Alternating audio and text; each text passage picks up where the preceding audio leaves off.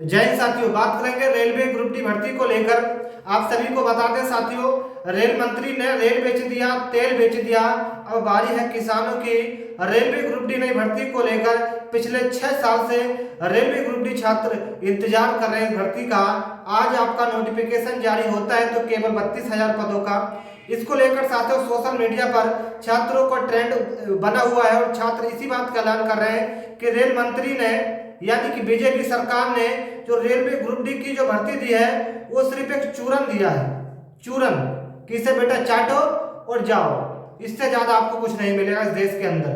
BJP सरकार यानी कि मोदी सरकार छात्रों के साथ खिलवाड़ कर रही है रोजगार को लेकर। रेलवे जैसे बड़े विभाग में केवल 6 साल के अंदर रेलवे ग्रुप डी की भर्ती केवल 32,000 होगी।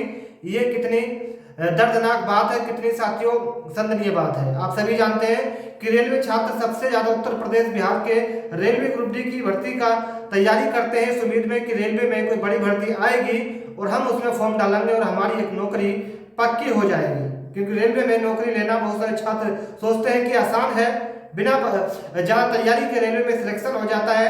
तो उन सभी के लिए वीडियो में लेकर आऊं प्यारे मित्रों, आप सभी के लिए रेलवे ग्रुप डी पदों को बढ़ाने के लिए क्या हमें आगे करना है इस वीडियो के माध्यम से आप सभी को बताएंगे।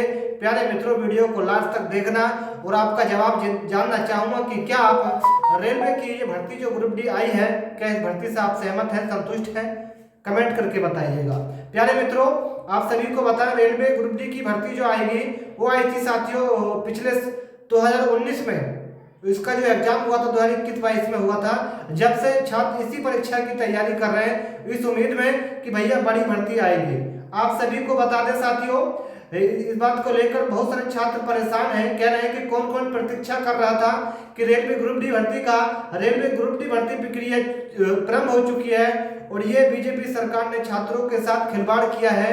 5 साल के बाद केवल 32,000 पदों पर रेलवे बोर्ड ने इस भर्ती का नोटिफिकेशन जारी किया है।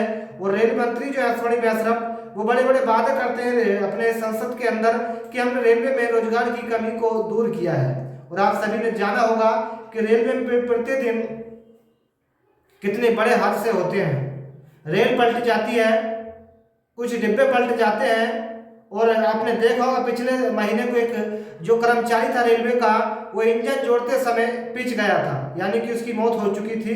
इसको लेकर भी साथियों ऐसे हादसे दिन प्रतिदिन हमारे सोशल मीडिया पर आते रहते हैं। आपको बता दें, पर यह सुविधा सिर्फ अमीरों के लिए, अफसोस देश का गरीब मिडिल क्लास इस सुविधा का लाभ नहीं उठा सकता। मैं आप सभी को बताना चाहूंगा साथियों कि आज रेलवे ग्रुप डी की अगर भर्ती आई तो केवल 32,000 पदों पर इसका कितना बड़ा असर छात्रों पर पड़ा है वो भी आप ध्यान से सुनिएगा साथियों। मैं आपको बता दूं कि 2019 में रेलवे एनटीपीसी के पद 35,281 आए थे, 35,281। और आज रेलवे ने कितने पदों का नोटिफिकेशन जारी करा एनटीपीसी का? 11,558 का। 11,558 पदों का नोटिफिकेशन जारी करा है। यानी कि 5 साल के अंदर रेलवे एनटीपीसी की भर्ती पर भी 23,723 पदों का घाटा हो गया, यानी कि कटौती हो गई। ये भी एक सोचने वाली बात है।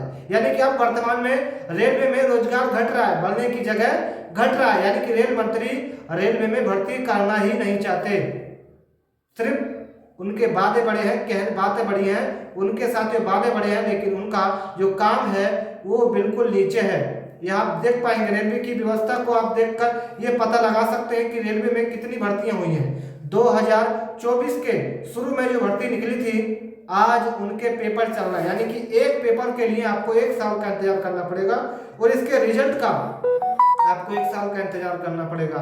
यानी कि अगर ये भर्ती निकालते हैं तो कम से कम इनका 3 से 4 साल तो इसी प्रक्रिया में पूरे हो जाएंगे। बाकी ये ज्वाइनिंग तो आपकी चलती रहेगी, इसका तो कोई समय है ही नहीं।